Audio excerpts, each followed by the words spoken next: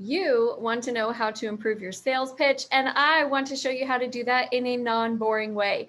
So in today's video, we are going to be learning lessons on how to do an effective sales pitch from none other than Tony Stark.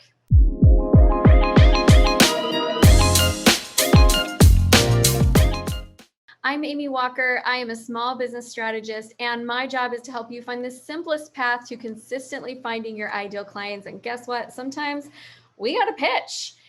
Maybe you have a board of decision makers. Maybe you've got a company that's wanting to bring you in and see what you've got to offer. There are times where you need to give a strong pitch and a strong demonstration. And I'm going to give you today 5 specific tips.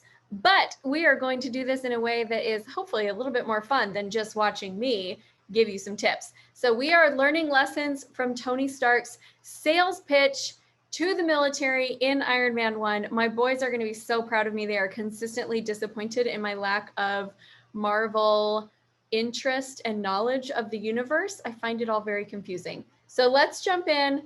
I do not find sales pitches confusing.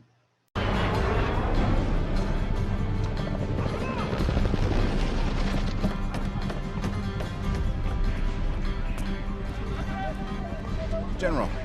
Welcome, Mr. Stark. So here's your first tip. You start the pitch before you start the pitch. From the moment that you walk into that room, you've got to have confidence. You've got to hold your head high. You've got to go in there assuming the sale.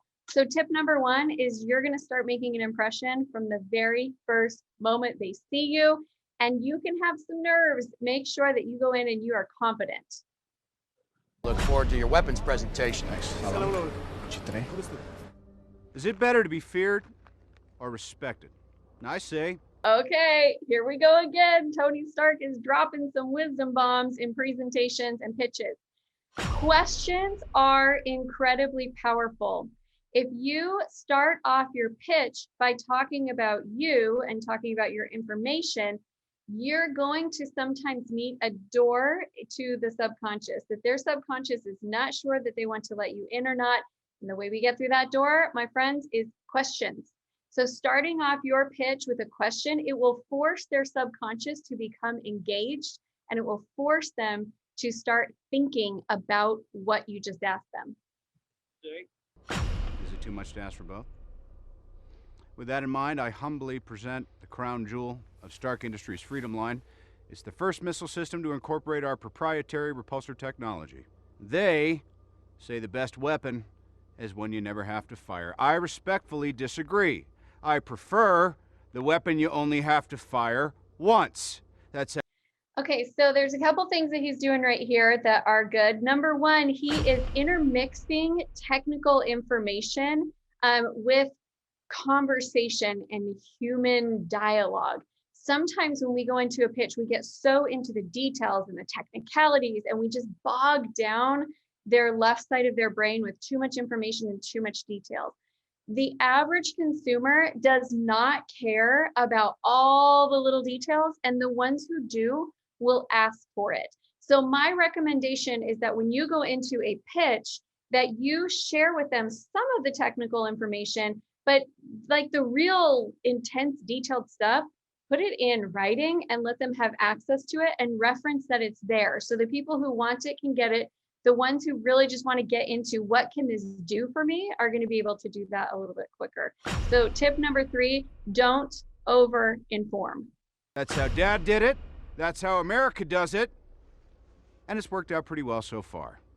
Find an excuse to let one of these off the chain, and I personally guarantee you the bad guys won't even want to come. Okay, so this personal guarantee, tip number 4, people like personal guarantees.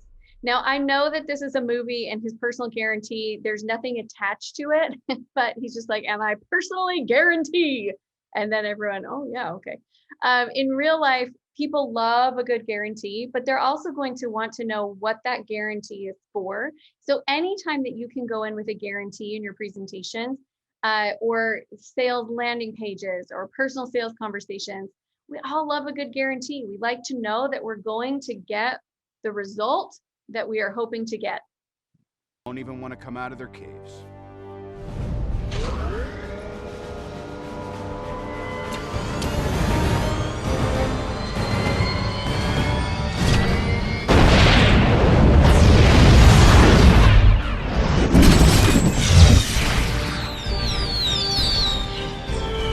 For your consideration, the Jericho.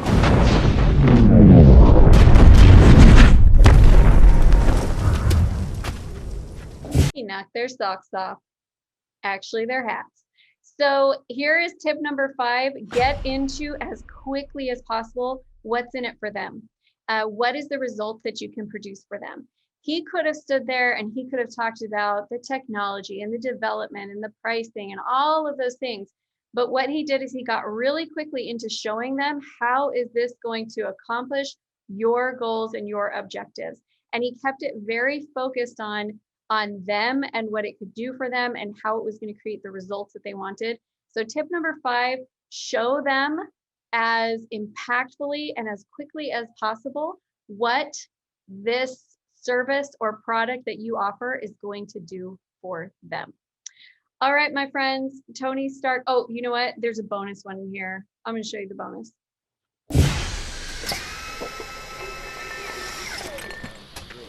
I'll be throwing one of these in with every purchase of 500 million or more.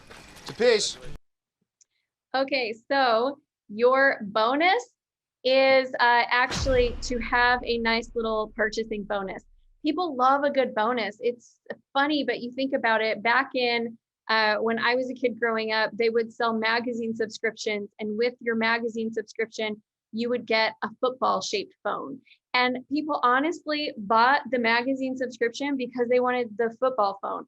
Now, the football phone had nothing really to do with the magazine. I don't even really remember what magazine it was. I just remember as a kid being like, wow, there's a football phone. Sometimes the bonus is the thing that tips people over the edge when they're sitting on that fence. Now, the bonus is oftentimes a great bonus is like, it's not necessarily related to the initial problem. It's kind of fun.